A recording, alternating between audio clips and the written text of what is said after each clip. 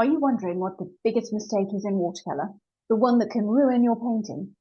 I think there is one. So let's see what we can do about it and if we can actually turn it into one of our advantages.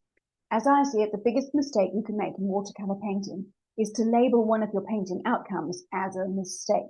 Stick around and I'll give you my suggestion for what to do when things don't turn out as you might have hoped, because that will happen. It's just a part of the process. And actually, it's a very good thing.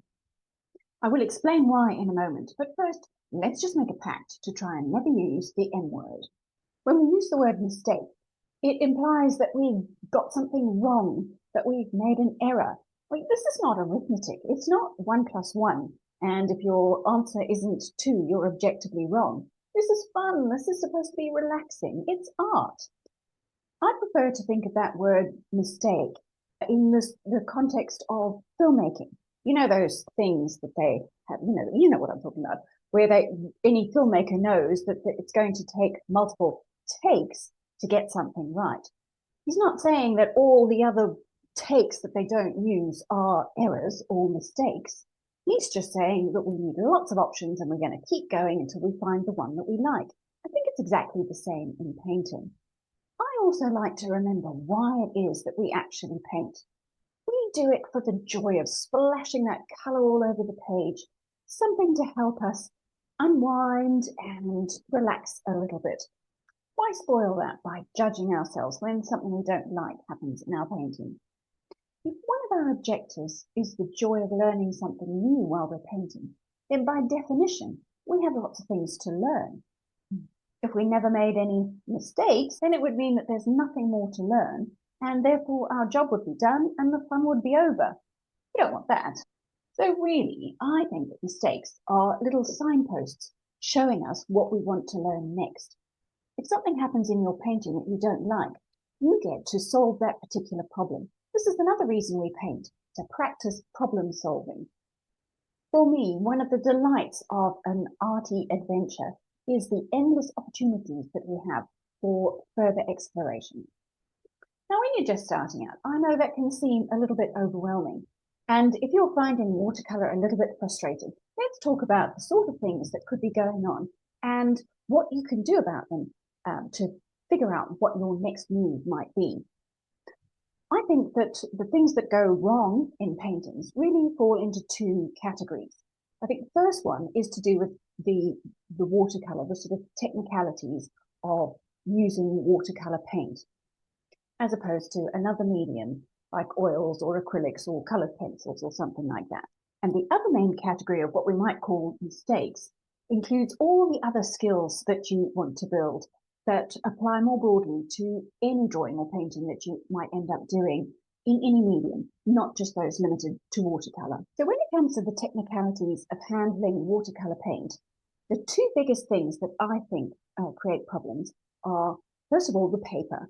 If you're finding that your paintings aren't turning out like perhaps a tutorial that you're following or somebody's video on YouTube or somebody else's painting that you've seen, it could be that you're using the wrong paper, because it can make a huge difference to watercolor. Remember, the magic of watercolor is in the water, so you do need paper that can cope with that. The sort of paper that you're looking for is something that specifically describes itself as watercolor paper. It's been specially created to handle all this water. So you're looking for something that says 300 GSM, that stands for grams per square meter, telling you about the weight, or it'll be 140 pounds, the equivalent. I also like paper with a little bit of a texture. I like loose, expressive painting, and I think a little bit of texture is very forgiving and helps us create the most marvelous textures, which really are part of the really fun parts of watercolor. Aside from paper, I think the second issue that is the biggest hurdle that a beginner needs to overcome when we're talking about watercolor technicalities is understanding the impact that the ratio of paint pigment to water has. If you're not sure what I'm talking about, the best thing to do is to have a bit of a play. Get out your paints and see what happens when you mix strong mixtures of paint and dilute mixtures of paint. So adding more water and less water, and see what happens when you add those to papers that are dry, damp, or soaking wet.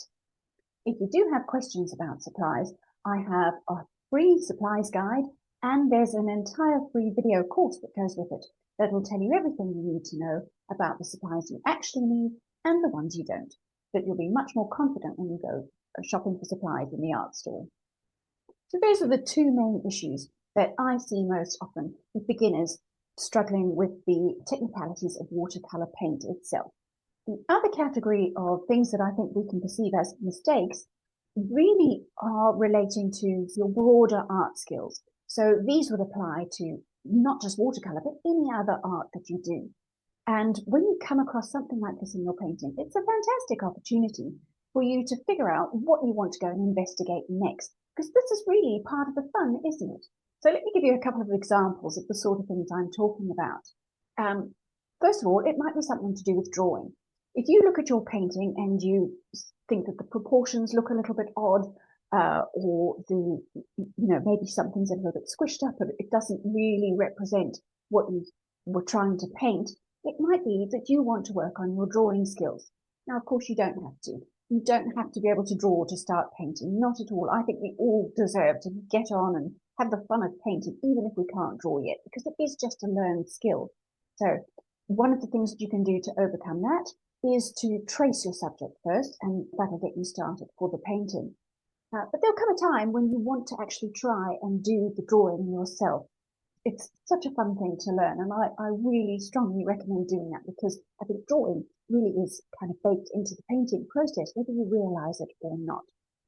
So one of the other things that you might look at your painting and feel a bit uncomfortable about is just that, a feeling of discomfort. If it's making you tilt your head or want to crop the painting, something like that, it's probably a composition issue. And composition is another huge subject that you can investigate in the art world. There's lots of rules and guidelines. I use the word rules. It really is guidelines. All these things you can take with your own discretion.